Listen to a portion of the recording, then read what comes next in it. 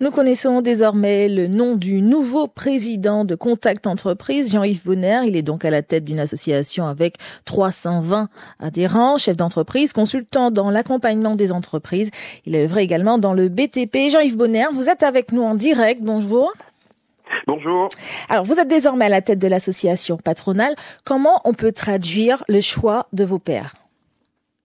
Je pense qu'il ne faut pas chercher trop de signification à ce choix. Ça aurait pu être bien d'autres personnes dans cette association très dynamique au sein de laquelle de nombreux Martiniquais œuvrent depuis des années. Alors, qu'est-ce que vous comptez apporter de différent par rapport aux prédécesseurs? Quelles sont, du coup, vos lignes directrices pour votre mandat? Alors, nous aurons donc au niveau de notre nouveau comité directeur des actions qui seront en continuité avec l'action de l'association depuis des années. Nous travaillons notamment sur l'image de l'entreprise, sur la promotion de l'entreprise et la promotion de l'entrepreneur, car nous considérons que derrière les entreprises, il y a surtout des hommes et qui ont des volontés, donc au travers des entreprises privées, de répondre à des besoins des Martiniquais.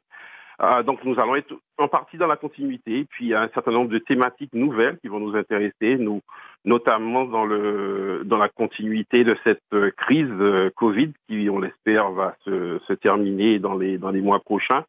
Et nous allons donc travailler sur l'attractivité durable du territoire Martinique. Et je pense que ce sera le fil rouge de notre action pendant les 3 ans de mandature.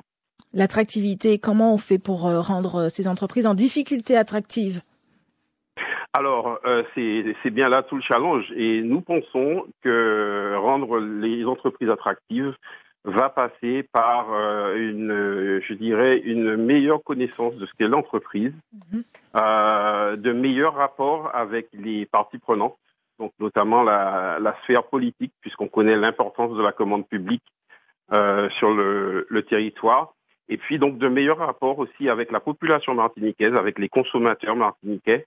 Et il faut donc que les Martiniquais puissent comprendre l'importance des entreprises pour le territoire et puis qu'elles puissent aussi apprécier leurs entreprises. C'est un challenge que nous souhaitons relever.